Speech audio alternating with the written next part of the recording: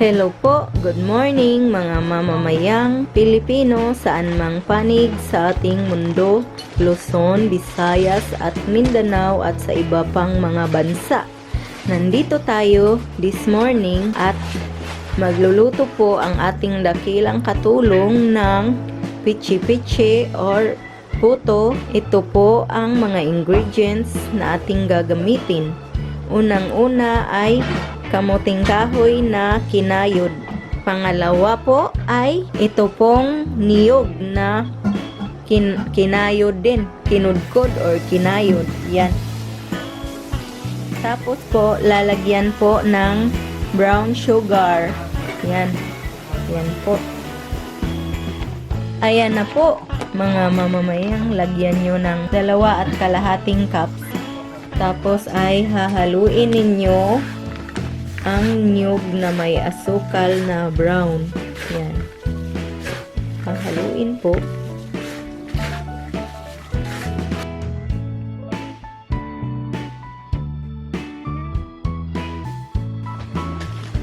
Oops.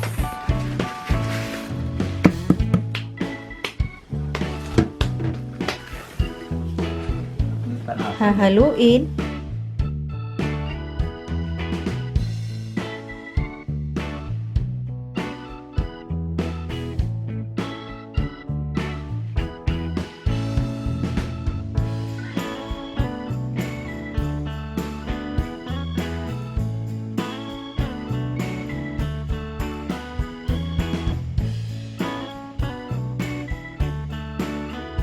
Ayan na po mga mamamayang, lalagyan po uli ng 1/2 cup na asukal. Yan po.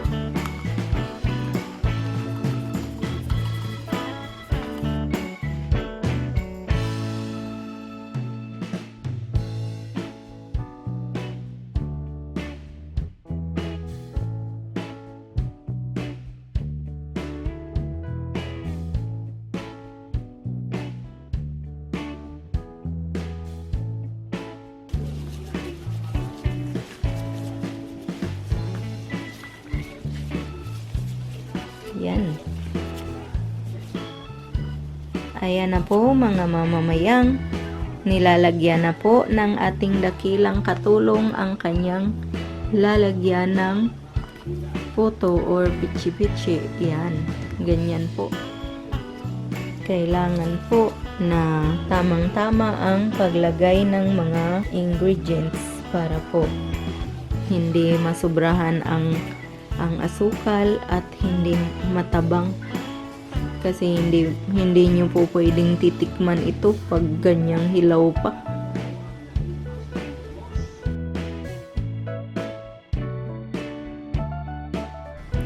Ayan na po mga mamamayang, yan, napuno na po ang lalagyan ng ating dakilang katulong at ngayon po ay atin na pong isasalang ito sa ating steamer. Ilagay na po sa loob ng steamer itong mga puto na ito or pichi-pichi. Lalagyan po ng tubig ang loob ng inyong steamer.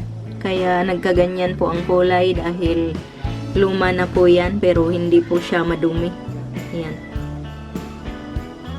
Tapos papakuluan po ang ating steamer. Ayan na po mga mamamayang, naka-on na ang ating stove at papakuluan na po ang ating steamer. Saka ilagay ang pichi-pichi or puto. Ayan na po mga mamamayang, nailagay na po sa loob ng ating steamer ang ating pichi-pichi. Yan na po. Pagkatapos po ay tatakpan ng mga 20 minutes daw, sabi ng ating dakilang katulong. I-check natin uli mamaya. Ngayon mga mamamayang, luto na ang side A ng ating puto. Ngayon ay babaliktarin na po sa side B. Yan na po. Tinatanggal muna sa steamer kasi po ay babaliktarin ito ng ating dakilang katulong. So, tatanggalin muna siya. Ayan.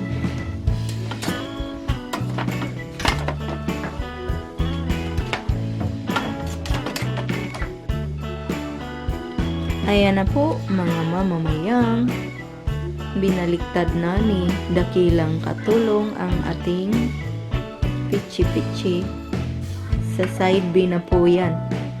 Kasi yung side A, luto na.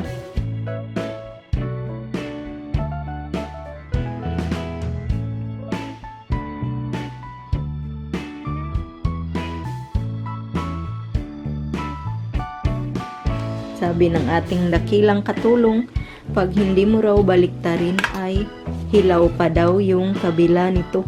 Kaya kung ayaw mong kumain ng hilaw, dapat ay baliktarin mo na. Ayan. Sa side B.